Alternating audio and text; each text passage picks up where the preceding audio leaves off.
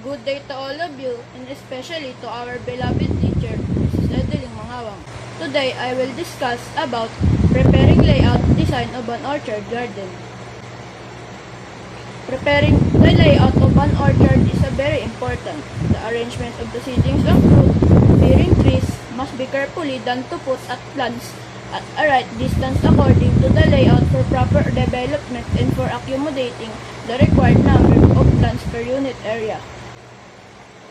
Advantages of proper orchard layout: allow equal distance for each other for uniform growth, allow easy orchard management like cultivation, like intercropping, irrigation, spraying of plant protection chemicals and crop regulators, harvesting, and etc. Proper utilization of orchard space, avoiding wastage of land.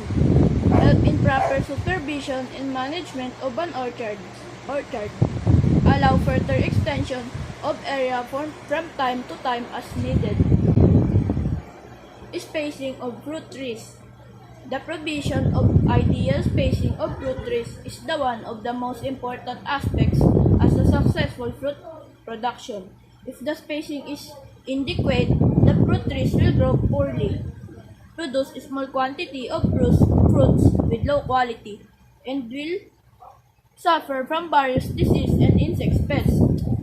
On the other hand, if the spacing is too wide, there be wastage of valuable orchard land without having any direct benefit on the ultimate yield of the orchard. Ideal spacing is therefore desired so that the fruit trees may grow and bear crops properly.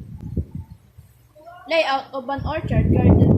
An orchard layout is a technique of planting crops in the proper system. The method of planting the adopted is selected after considering the slope of hand, purpose of utilizing the orchard space, convenience, etc. There are 6 methods of planting that are recommended for fruit-bearing trees: square method, rectangular method, triangular method, Wynkoop's method, hexagonal method, and contour method. A square method. It is the simplest of all methods and is adopted widely.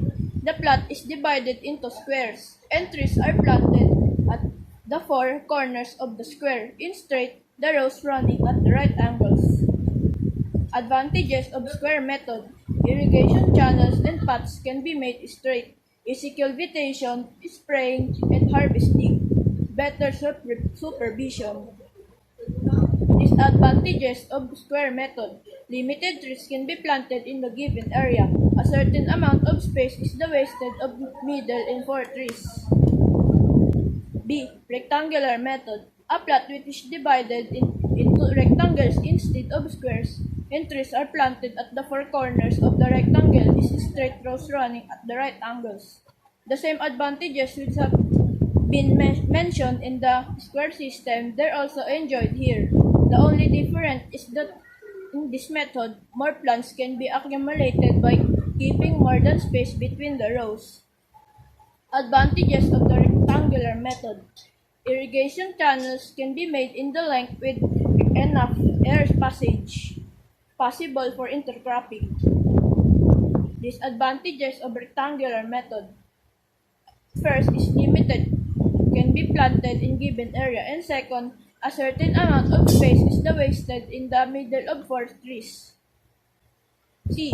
Triangular method. In this method, trees are planted just like the square method, but the plants in the 2nd, 4th, 6th, and other alternate rows are planted midway between the 1st, 3rd, 5th,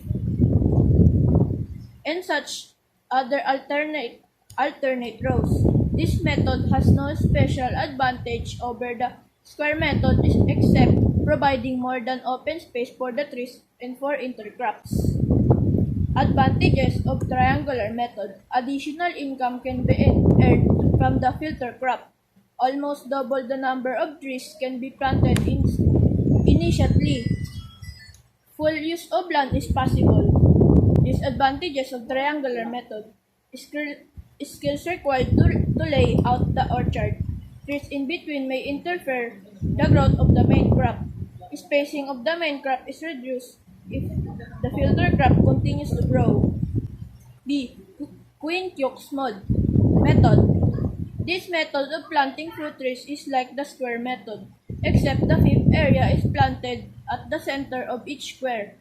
As a result, the tree number of a unit area becomes almost double in the number in the square method. The additional tree in the center is known as filler.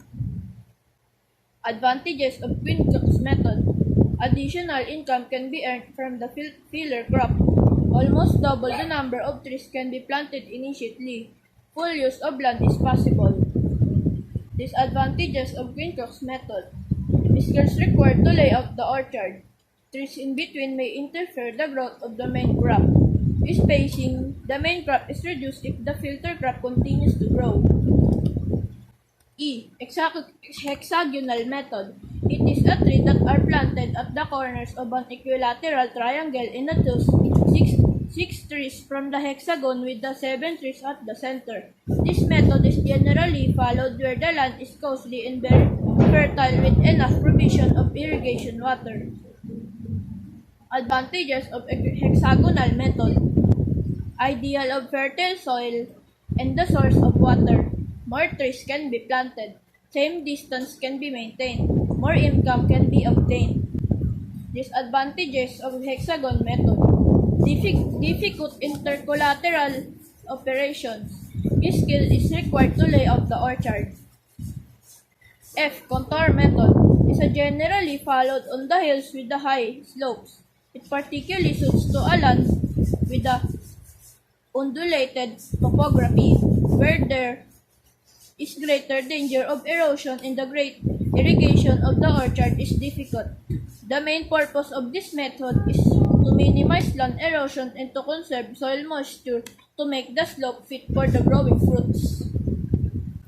Advantages of contour method can be utilized in hilly areas in the leveled lands, helps controlling soil erosion, helps conservation of water, easy path movements on the hills slope for various tasks in the orchard.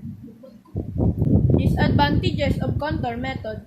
Difficult laying out of contour lines is time-consuming. Requires special skills and instruments to make contour lines lay out the method.